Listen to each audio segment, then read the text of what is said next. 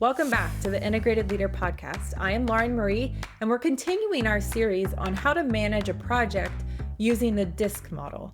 So far, we've covered high Ds who drive projects forward with speed and decisiveness, high Is who bring enthusiasm, creativity, and energy, but sometimes need help to stay on track. And today we're shifting gears to high S, the steady, reliable team players who keep everything running smoothly. If you've ever worked with someone who values stability, prefers predictable routines, and focuses on supporting others, you're likely working with a high S. They are loyal, dependable, and people-focused, which makes them great at keeping the team connected and the work steady. However, they can also hesitate with change, struggle with quick decisions, and avoid conflict at all costs. If you're leading a high S, you need to give them structure, reassurance, and a clear process to follow, while ensuring they don't get stuck in hesitation or over-accommodation. So how do you delegate effectively and get updates without making them feel pressured? Let's get into it. A high S values security and predictability. They don't like being thrown into uncertain situations, and if a task feels unclear or too risky, they may hesitate to take action. When delegating to a high S, be specific and supportive. Instead of just handing them a task and assuming they'll figure it out, take a moment to walk them through what's expected. Instead of saying, "Can you take care of this?" say, "I'd love for you to own this part of the project. Here's exactly what's needed, and I'm here if you have any questions."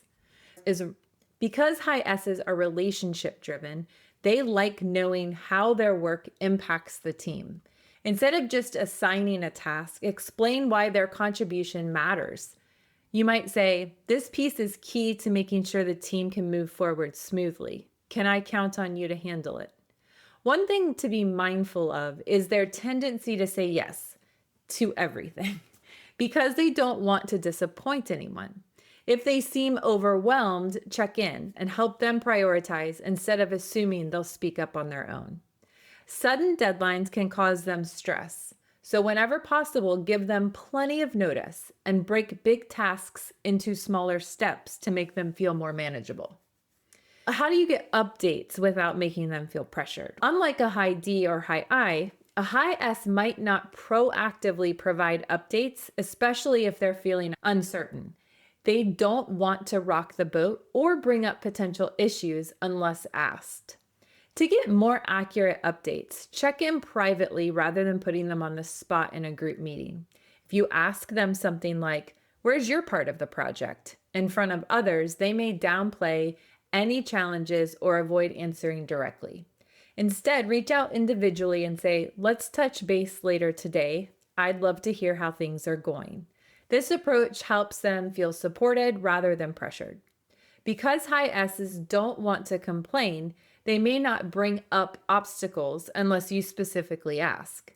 Rather than assuming no news is good news, ask open-ended questions to get real updates. Instead of just saying, "Are you on track?" try saying, "Is there anything getting in the way of finishing this on time?" This makes it easier for them to speak up without feeling like they're causing the problem. So how do you hold a high S accountable without creating anxiety? Well, it's kind of hard.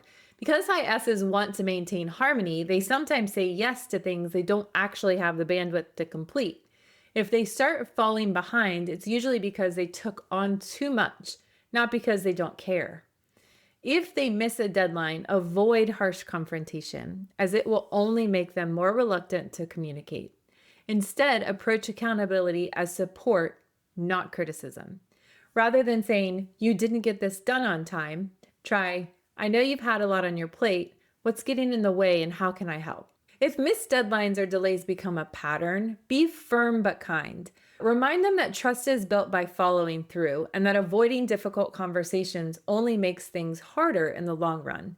You might say, "I know you don't want to let anyone down, and I appreciate that about you. But if things aren't on track, I need you to tell me sooner so we can adjust." Once they know you're there to help them succeed rather than just calling them out, they'll be more likely to open up and work through challenges proactively. Here are some key takeaways from today's episode. High S's are the stabilizers of any project. They work best when they feel secure, supported, and part of the team.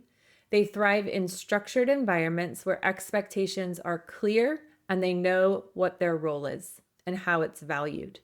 When delegating, make sure that they have enough information up front and help them see how their work contributes to the team.